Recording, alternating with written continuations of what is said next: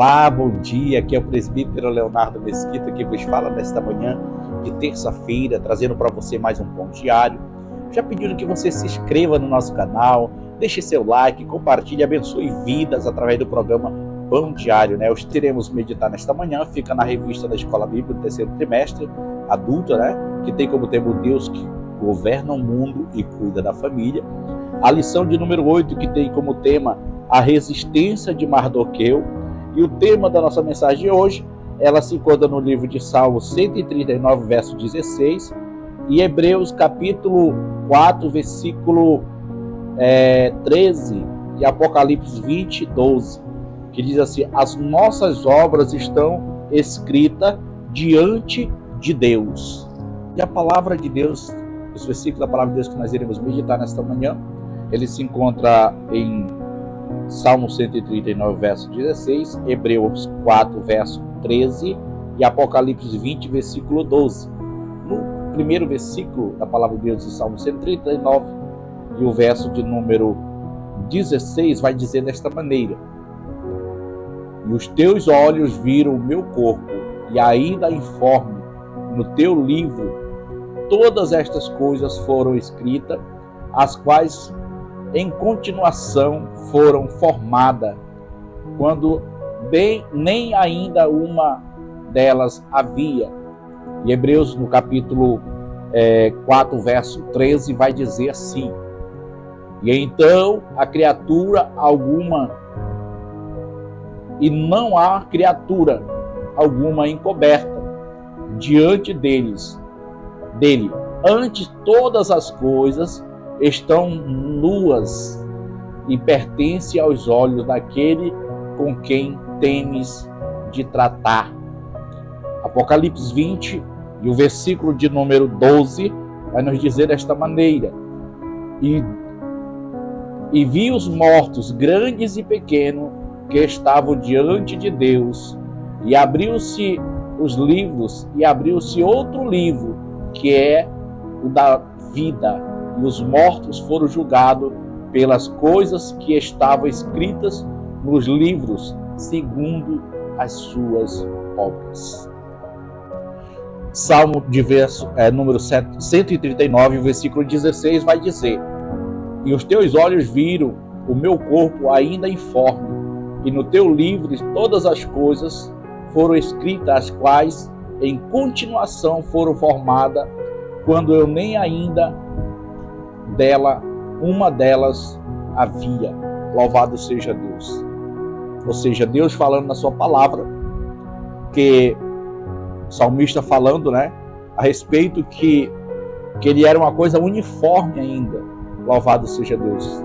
Mas o Senhor já sabia de tudo que diz: olha, os teus olhos viram o meu corpo ainda informe, e no teu livro todas estas coisas foram escritas, as quais em continuação foram formadas, quando eu nem ainda uma delas havia.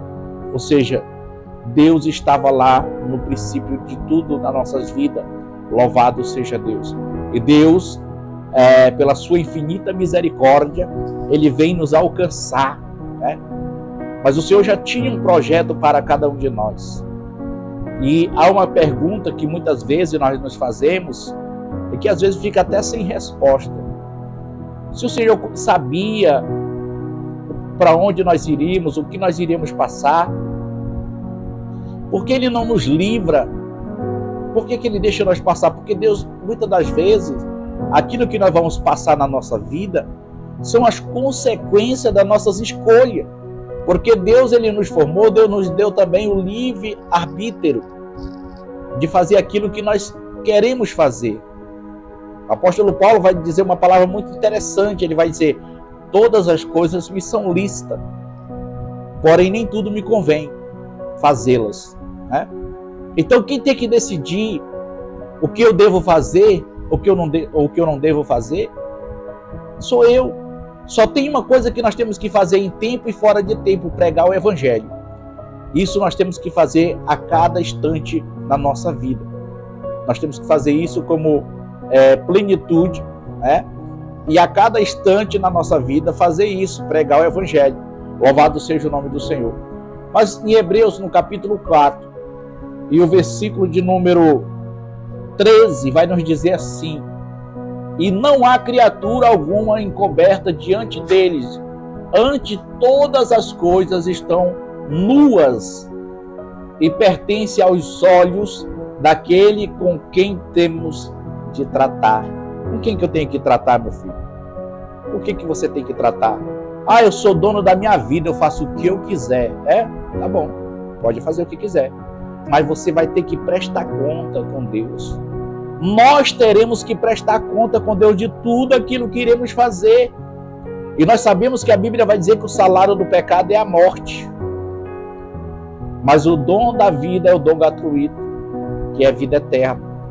Então, mesmo que nós somos pecadores, mas quando nós aceitamos e nos sujeitamos à vontade de Deus, Deus muda a nossa sorte. Vai acontecer uma coisa que o apóstolo Paulo volta a dizer, que a morte é o passaporte para o cristão, para o crente, na pessoa de Jesus, que leva para a vida eterna.